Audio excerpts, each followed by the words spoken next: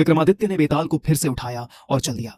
बेताल ने कहा, सुनो राजन, कालांतर में भोगवती नाम की नगरी में एक राजा के पास बहुत ही चतुर तोता मैना का एक जोड़ा था। एक रोज की बात है, तोता और मैना में बहस हो गई। मैना ने कहा, आदमी बड़ा पापी, दगाबाज और अधर्मी होता है। तोते ने कहा, स्त्री बड़ी झूठी, लालची और हत्यारी होती है। दोनों का झगड़ा बढ़ गया। तभी राजा वहां आ पहुंचा और कहा, क्या बात है, तुम दोनों आपस में क्यों झगड़ रहे हो? मैना ने कहा, महाराज मर्द बड़े बुरे होते हैं। और राजा ने कारण पूछा तो मैना ने कहा, महाराज, इलापुर नगर में महाधन नाम का एक सेठ रहता था। विवाह के कुछ दिन उपरांत उनके घर एक लड़के का जन्म हुआ। सेठ ने बड़े अच्छे तरीके से अपने बेटे का लालन पालन किया, पर दुर्भाग्यवश लड़का गलत संगति में पड़ गया और जुआ खेलने लगा। इसी बीच सेठ की भी मृत्यु हो गई और लड़के ने अपना सारा धन जुए में उड़ा दिया। जब पास में कुछ न बचा तो वह नगर छोड़कर भाग गया। लड़का भटकता हुआ चंद्रपुरी नामक एक गांव में आ पहुंचा और उसी गांव में हेमगुप्त नामक साहूकार रहा करता था।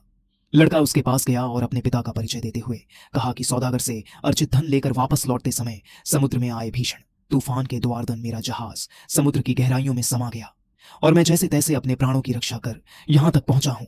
जिसके बाद लड़के को बड़ा व्यापारी समझ हेमगुप्त ने उसे शरण दे दी। और थोड़ा समय बीत जाने के बाद सेठ ने सोचा, मेरी सुंदर कन्या के लिए इससे उचित और गुणवर और कहां मिलेगा। और मौके का फायदा उठाते हुए सेठ ने अपनी कन्या उस झूठे जुआरी से ब्याह दी और दहेज में अपार धन दौलत देते हुए उसको अपनी कन्या के साथ विदा कर दिया। और कन्या की देखभाल करने हेतु उसकी प्रिय दासी भी उनके साथ चल पड़ी। सफर के दौरान वे एक डरावने जंगल से गुजर रहे थे। तभी कपटी लड़के ने अपनी पत्नी से कहा कि यहाँ बहुत खतरा है, तुम अपने गहने उतार कर मुझे दे दो। उस बेचारी ने अपना सारा आभूषण उस लड़के को सौंप दिया। काफी रात होने के कारण वे सभी जंगल में एक सुरक्षित स्थान देखकर रुक गए।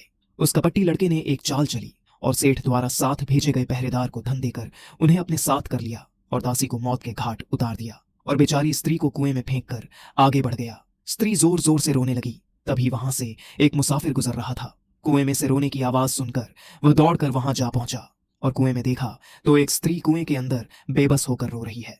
मुसाफिर ने उस स्त्री को कुएं से बाहर निकाला और उसे घर पहुंचा दिया। अपनी बेटी की ऐसी दुर्दशा देख सेठ के क्रोध की सीमा न रही। लड़की ने झूठी कहानी बताते हुए कहा कि रास्ते में डाकुओं ने हमला किया और दासी को मारकर सारा गहना लेकर ले भागे। पिता ने कहा, चिंता मत कर बेटी, तेरा पति जीवित होगा और वो तुम्हें लेने वापस जरूर आएगा। लड़का लूटे हुए गहने लेकर अपने गांव आ पहुंचा और फिर से जुए में सारा धन हार बैठा। जब उसके पास देने को कुछ न रहा तो वह अपने गांव से भाग निकला और वो नीच बिना किसी लोग लज्जा के अपने ससुराल जा पहुंचा। उसकी पत्नी ने कहा, आप चिंता मत कीजिए, मैंने यहाँ झूठी कहानी बताई है। उसकी पत्नी और सेठ अपने जमाई को देखकर काफी खुश हुए और वह कई दिनों तक अपने ससुराल में ही रहा। कुछ दिन बीत जाने के बाद एक रोज जब लड़की गहने पहने सो रही थी तो उसने चुपचाप छुरी से उसे मार डाला और उसके गहने लेकर चंपत हो गया। मैना बोली, महाराज, ये सब मैंने अपनी आंखों से देखा है। इतना पापी होता है आदमी। राजा ने तोते से कहा, अब तुम बताओ कि स्त्री क्यों बुरी होती है? तोते ने कहा, महाराज, कंचनपुर नगर में एक पिशाच ने ऐसा कांड कर दिया जिससे स्त्री के सारे राज्य खुल गए।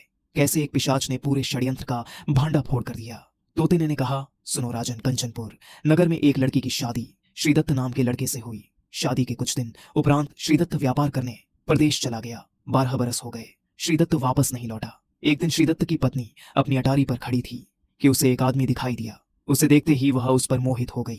उसने उस आदमी को अपनी सखी के घर बुलवा लिया। रात होते ही वह उस सखी के घर चली जाती और रात भर वहां रहकर दिन निकलने से पहले ही लौट आती। इस तरह बहुत दिन बीत गए। इसी बीच एक दिन श्रीदत्त प्रदेश से लौट आया। श्रीदत्त काफी थका हुआ था और उसकी जल्दी ही आंख लग गई। श्रीदत्त की पत्नी उठकर अपने दोस्त के घर के लिए निकल पड़ी। रास्ते में एक चोर खड़ा था। वह सोचने लगा कि इतनी रात गए यह औरत कहाँ जा रही है।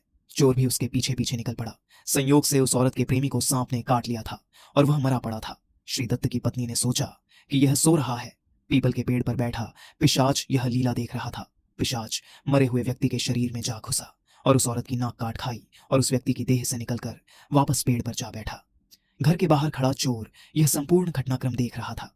वह रोती हुई अपनी सहेली के पास गई। उसकी सहेली ने एक नीच चाल चली और कहा कि तुम अपने पति श्रीदत्त के पास जाओ और वहां बैठकर रोने लगो। कोई पूछे तो कह देना कि पति ने नाक काट ली। वो वहां से भागी और घर पहुंचकर बेचारे सो रहे पति के पास जा बैठी और जोर जोर से रोने लगी। उसका रोना सुनकर लोग इकट्ठे हो गए।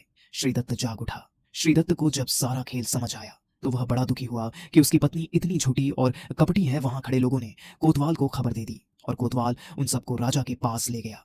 लड़की की हालत देखकर राजा के क्रोध की सीमा न रही और उसने कहा, सैनिकों, इस नीच आदमी को सूली पर लटका दो। एक निर्दोष व्यक्ति को सूली पर लटका देख चोर की आत्मा झकझोर उठी और वो बोला, महाराज, आप ये गलत कर रहे हैं। चोर ने सारा वृतांत राजा को कह सुनाया। चोर ने कहा, हे राजन, यदि आपको मेरी बात पर थोड़ा भी संदेह है तो जाकर देख लीजिए, उस आदमी के मुंह में इस निर्लज्ज स्त्री का नाक अभी भी मौजूद है। राजा ने उसकी बात सुनकर उसके पक्ष पर भी विचार किया और संपूर्ण घटनाक्रम के निरीक्षण का आदेश दे दिया। निरीक्षण के उपरांत चोर की बात सच निकली और स्त्री का कपट राजा के सामने आ गया। राजा ने उस निर्लज्ज स्त्री को गधे पर बैठाकर पूरे नगर में घुमाया और उसे देश निकाला दे दिया। इतना कहकर बेताल बोला, हे राजन, बताओ दोनों में से ज्यादा पापी कौन है? विक्रमादित्य ने कहा, स्त्री ज्यादा पापी है। बेताल ने पूछा, वो कैसे? विक्रमादित्य ने कहा, वो व्यक्ति चाहे कितना भी बुरा था पर उसे अपने धर्म का थोड़ा बहुत ज्ञान था, लेकिन इस औरत ने अपने पति के रहते किसी अन्य पुरुष के साथ संबंध स्थापित किया जो किसी भी मूल्य में उचित नहीं है, इसलिए औरत ज्यादा पाप की भागी है। इतना सुनते ही बेताल फिर से पेड़ पर जाल अटका। वीडियो पसंद आया तो वीडियो को लाइक करके चैनल को सब्सक्राइब जरूर करें।